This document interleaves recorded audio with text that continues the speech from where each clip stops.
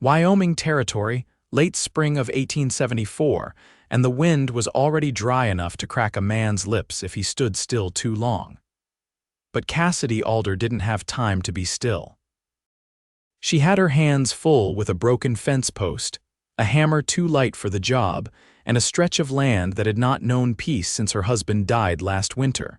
She wiped the sweat from her brow with the back of her glove, jaw tight.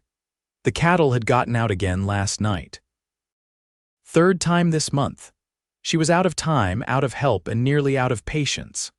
"Need a hand," the voice came from behind her, warm and low, like it belonged to a man used to speaking softly around skittish horses. Cassidy turned, her hand tightening on the hammer before she saw the figure sitting atop a buckskin mare. He was tall, lean, the kind of man the wind did not push, he pushed back. His hat shaded his eyes but not his voice. "Fence looks like it's lossin' the fight." "I noticed," Cassidy replied, straightening up. Her back ached from crouching, but she stood solid. "It is my fence, after all."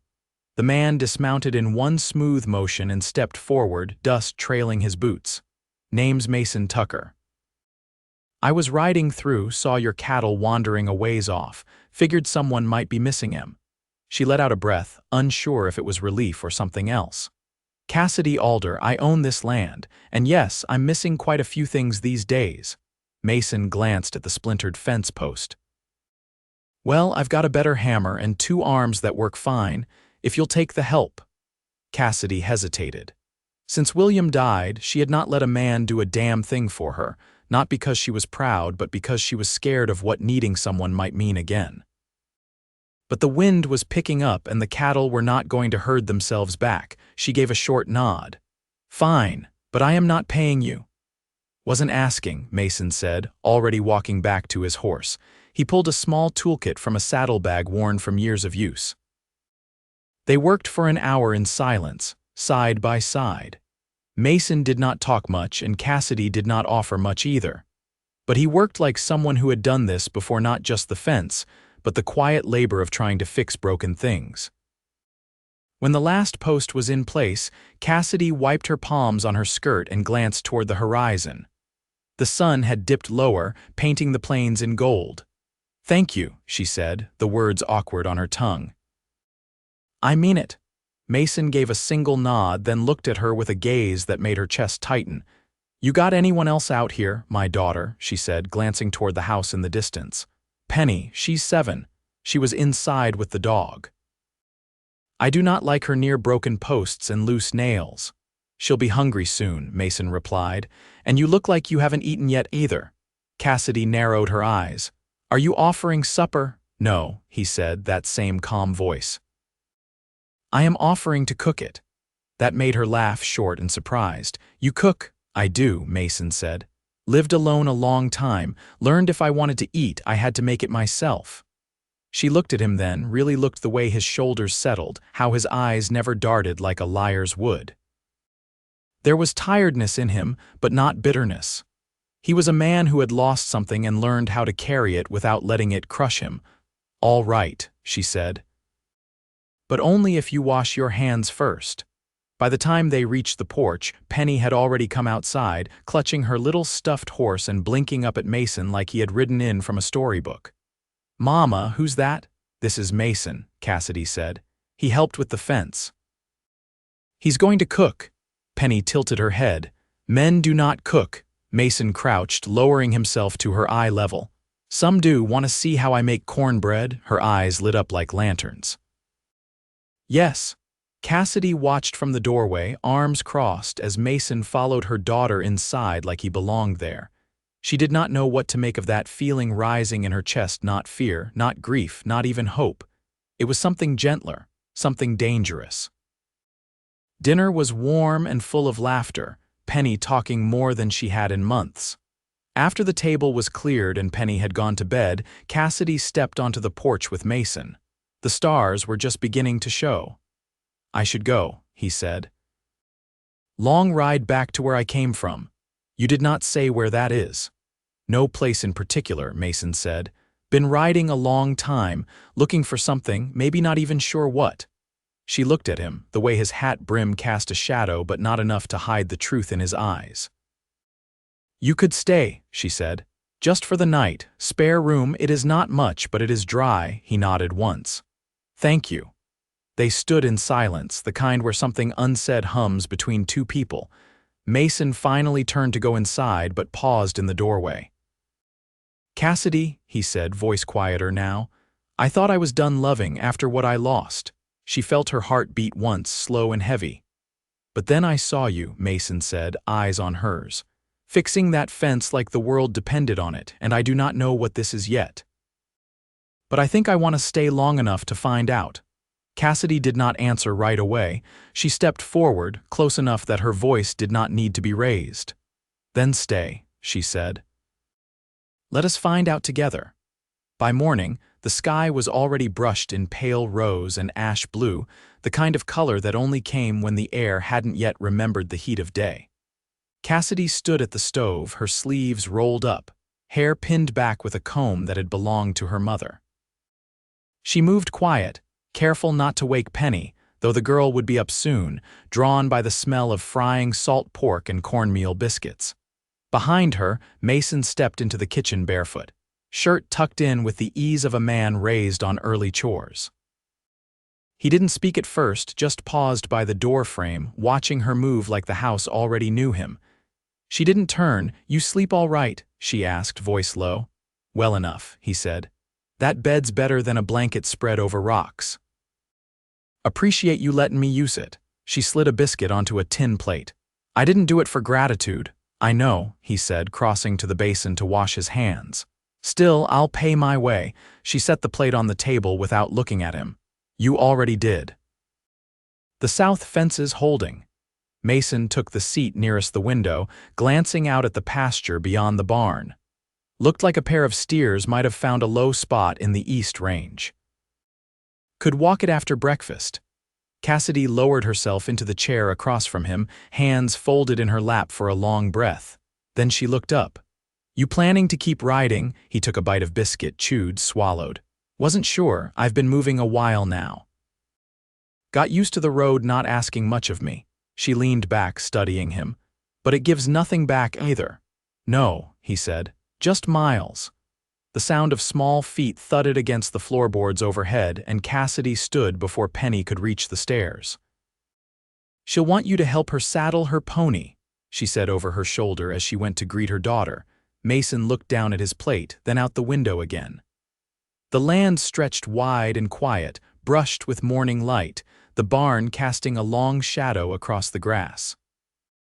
A place could wear on a man's heart if it held too many ghosts, but it could also fill the spaces they left behind. Later, with the sun climbing and Penny chattering beside him about the way her pony liked to eat oats from her palm, Mason lifted the saddle blanket with practiced care. Penny stood tall beside him, her chin lifted. "Did you always know how to ride?" she asked, squinting up at him. "No," Mason said. "First time I tried, I got thrown clean over a fence, landed face first in a bush full of burrs." She giggled, then held out the bridle. "Mama says you gotta try again, even when something knocks you down."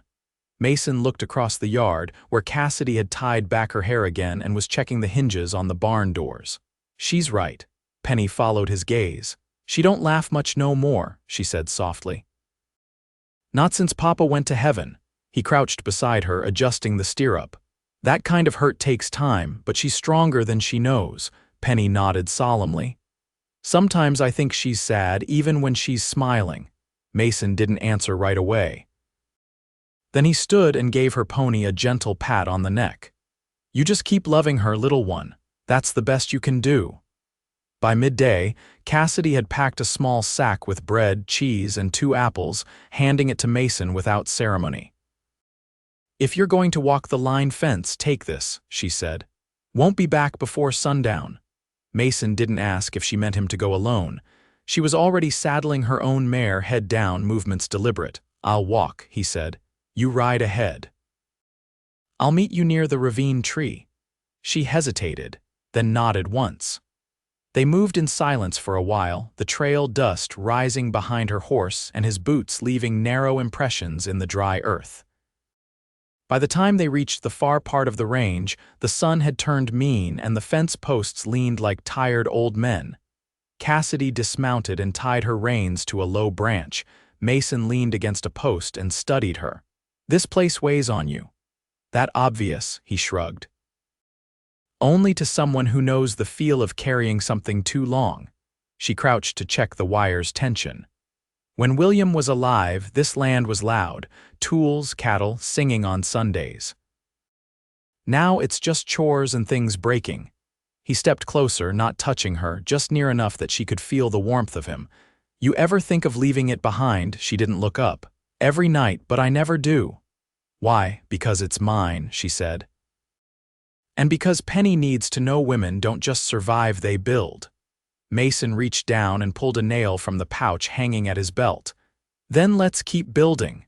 They worked in rhythm again, the sun crawling west behind them. By the time the last wire was taut, the shadows had cooled the ground and the wind turned soft again. Cassidy sat down on a flat rock, brushing her hands on her skirt. Mason sat beside her, elbows on his knees. "I never expected to stay anywhere more than a few nights," he said. "But this place, it's different." Cassidy looked out across the land. "It is. It asks more than it gives, but it gives slow and deep." He turned toward her then, his voice low. "That's how I want to live, if you'll let me." She didn't answer right away. Instead, she reached for his hand, not with hesitation but with quiet resolve. Their fingers laced together, warm against the cooling air. "I thought I was done letting anyone close," she said, "but I see you, and I'm not afraid." Mason looked at her, his voice firm but gentle. "I thought I was done loving, until I saw you." And she believed him. Not because of the words, but because he'd stayed, because he'd shown up not just for her, but for the heavy, stubborn life she lived. As the last light faded, they sat there still, hands clasped, the fence behind them holding strong. The next morning brought a steady drizzle, soft enough to soak through wool if you stayed still, but not enough to turn the ground to mire. Mason stood near the barn door, arms crossed, watching the dark clouds drift low over the hills. He didn't move until Cassidy came out with Penny's coat tucked under one arm and a tin pail in the other. "She'll need that if she's walking to school," Cassidy said, handing Mason the pail. "Could you fill this from the pump?" He nodded and took it without question, the handle cool and wet in his grip. She didn't follow him but turned back inside, her boots leaving faint tracks across the porch. When he returned, Cassidy was tying Penny's shawl tight under the girl's chin. The child leaned against her mother, quiet in the way of someone sensing the weight of adult thoughts. Mason waited near the door until Cassidy straightened.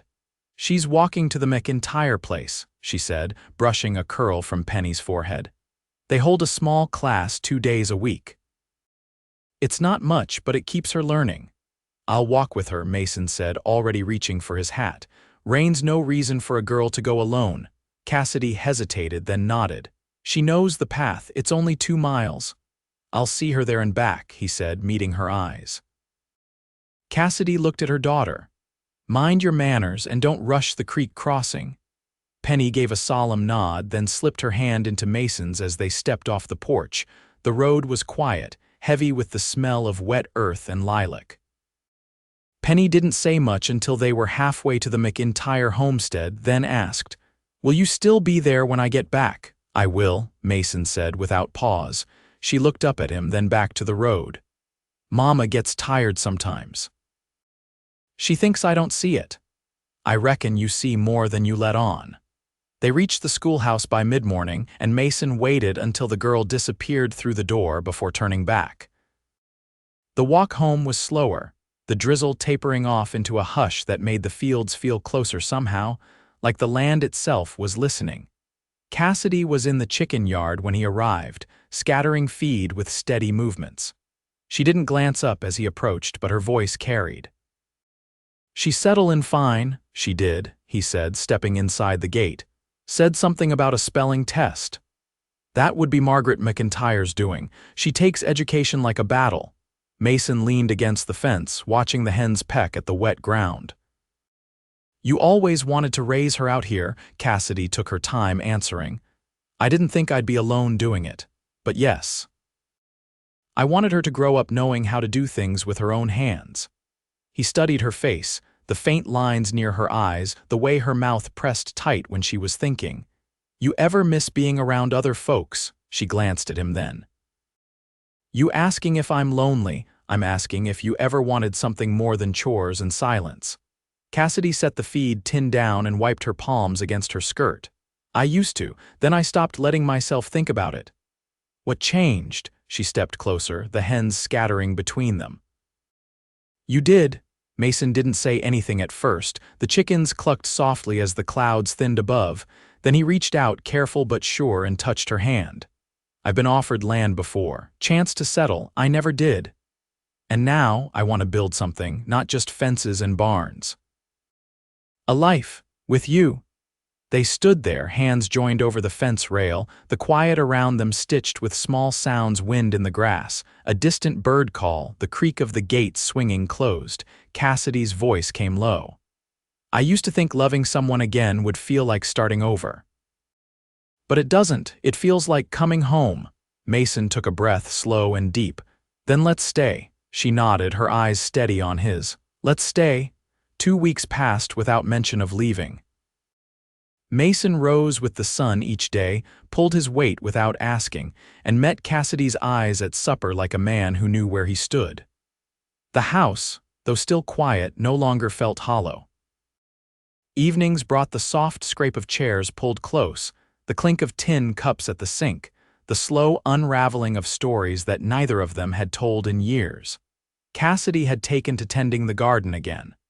The soil wasn't kind, but she worked it anyway: onions, turnips, a few stubborn beans. Rose neat as stitchwork. That morning she crouched in the furrows, fingers dark with earth, when Mason came up from the spring with the water buckets balanced on a yoke across his shoulders. He set them down near the porch, rolled his sleeves and crossed to where she knelt. You always plant straight like that? He asked, crouching beside her, careful not to trample the seedlings. My father used to say it shows the land you mean to stay, she said, brushing dirt from her palms. Crooked rows make for crooked roots. Mason reached out and pushed a stray clump of soil back into place. He teach you much. He taught me everything I forgot to appreciate while he was still alive, she said. By the time I wanted to ask questions, he was already gone. He didn't press her. Just sat beside her, quiet as the wind moving through the grass. Cassidy leaned back on her heels. Mason, what did you do before all this? He picked at a thread on his cuff. I wrangled for a while, Texas mostly, then ran stock north for a rancher who drank more than he paid. After that, I kept to myself, drifted, worked when I had to, left when I didn't. You ever think about going back? There's nothing back there that would know my name, he said, and nothing ahead of me I want more than this. She looked at him then, eyes narrowed against the sun. You mean that? I do, he said. But I ain't asking for your charity, Cassidy. If I stay, it's as your equal, someone who stands beside you. She stood, brushing off her skirt. Then you'd better learn to dig a straight row. That night, after Penny was asleep, they sat on the porch with mugs of chicory coffee, the stars coming out slow and scattered. Mason leaned back, boots crossed at the ankle, while Cassidy mended a tear in the hem of her apron. You always fix things yourself, he said, because if I wait for someone else, it doesn't get done. He watched her fingers move with practiced ease. You ever let someone take care of you? She didn't look up. Once. And when he died, I didn't know how to hold the pieces. Mason took that in without comment. Then he said, You don't have to hand me the pieces. Just let me stand with you while you hold him. Cassidy set the needle down and folded the cloth in her lap. You're not the kind of man who makes promises lightly, are you? No, he said, but I'll make one now. She turned to him, the lantern light catching the edge of her cheek. He reached for her hand, slow and certain. I won't leave, he said. And I won't let you carry this alone. Cassidy didn't speak. She just moved her hand into his, fingers curling with quiet resolve. The wind had died down and the prairie stretched out before them like a quilt too big to fold. I never thought I'd love again, she said, voice barely above the hum of crickets. "But I see you, Mason, I see how you stay, and I want this," he nodded. "So do I." They sat that way until the coffee cooled and the stars burned steady overhead, no more drifting. No more waiting for someone to come back. Just a man and a woman who had already lost too much and still chose to lean toward love. Spring rounded the bend into June, warm and unhurried. The cottonwoods near the creek had filled in thick, their tops whispering in the breeze like they held secrets too old to name. Mason leaned over the wheel of the wagon, steadying it as Cassidy guided the team toward the east pasture, where the soil was softer and the grass less picked over. Penny rode behind them on her pony, humming something tuneless, her hat slipping low over her brow. Cassidy glanced sideways. "You ever drive a team before?" "Plenty of times," Mason said. "Just not with someone beside me who drives better." Cassidy shook her head, but her smile was easy. "You're not bad, you just talk too much when you're holding the lines." "Maybe I talk so you won't notice how nervous I am," she raised an eyebrow. "Of what?" He looked past the horses toward the ridge where the grass broke into open sky. "Of doing this right, you, Penny, the land." "It's a lot at once." Cassidy kept her eyes on the trail. "It doesn't need to be perfect, just steady." They reached the pasture before noon, and Mason climbed down to open the gate while Cassidy drove the team through. He let it swing shut behind them, latching it with a length of rusted chain. Penny rode a wide circle ahead, her laughter rising when her pony snorted and bucked its head. Cassidy stepped down, brushing the dust from her skirt. "We'll let them graze a while. These hills carried less hoof last year, they'll green soon." Mason nodded, then reached into the wagon bed, pulling out the sack of tools. "Figured I'd fix the trough while we're out here. Planks are starting to rot through." She crouched beside the fence, pulling a sprig of wild chamomile and running it between her fingers. "You always notice things most men would ignore." "I notice what matters," he said. "And what matters stands right here." Cassidy looked up slowly, the wind pulling loose a strand of hair across her cheek. "Then stay with us, not just through the season, I mean all of it." He didn't answer with words. Instead, he set the tools down and stepped close enough that the space between them folded in. His hand found her fingers, calloused against calloused, and he held them like something he'd already chosen. "I already have," he said. That night, after the livestock had been fed and Penny tucked in with her stuffed horse tucked under one arm, Cassidy lit a candle in the window. Mason stood behind her, drying his hands with a linen towel. She turned. "There's a preacher that rides up from Medicine Bow every third Sunday. He stays at the McIntyres." Mason leaned against the doorframe. "You asking what I think you're asking? I'm asking if you'd stand beside me in front of folks," she said. "Same way you've stood beside me in everything else." He crossed the room and took her hand. "I'd marry you tonight if I could." "It can wait for Sunday," she said. "But not much longer." The morning of the wedding broke cool and bright. Penny stood in her best dress, holding a small bouquet of sage and wild lupine she'd picked herself. Cassidy wore a simple ivory blouse tucked into her cleanest skirt, her hair pulled back with a blue ribbon Mason had found in town and laid on her pillow without a word. Mason wore his cleanest shirt, the sleeves pressed, and his boots freshly oiled. He'd trimmed his beard the night before, careful not to nick himself, though he did anyway. They stood behind the McIntyre house, with the preacher reading from a worn leather Bible and the grass brushing their ankles. A few neighbors gathered, quiet and warm-eyed. When the preacher asked his final question, Mason didn't wait. "I do," he said, clear and strong. Cassidy followed with calm certainty. "I do." They kissed, slow and sure, not rushed or shy.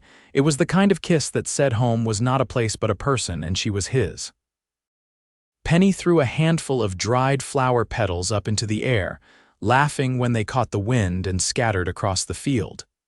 That evening, the three of them sat on the porch, the lantern burning low between them. Penny leaned sleepily against Mason's side, and he rested his arm around her shoulders. Cassidy sat across from them, her legs tucked beneath her, watching the stars blink into being. You ever think about building more rooms onto the house? Mason asked. Cassidy tilted her head. Planning to fill them, maybe. He looked down at Penny. If we're lucky, she nodded once, slow. Then let's build them, one board at a time, he smiled. Straight rows, right? Of course. The prairie stretched out before them, wide and silent. The house stood sturdy on its foundation, the fences mended, the troughs full. The garden had begun to sprout, and the land, once quiet with morning, was alive again. Cassidy had not forgotten what it meant to lose, but she had learned what it meant to begin again with someone who stayed. And Mason, who had never meant to settle, had found a place not just to rest, but to belong. They would raise Penny together, plant more in the garden, build the rooms they needed when the time came. Love, for them, wasn't sudden or loud. It was built the way cabins are honest, measured, and meant to last. And together they did last. Through seasons of drought and bloom, through blizzards and harvests, through the quiet years and the full ones.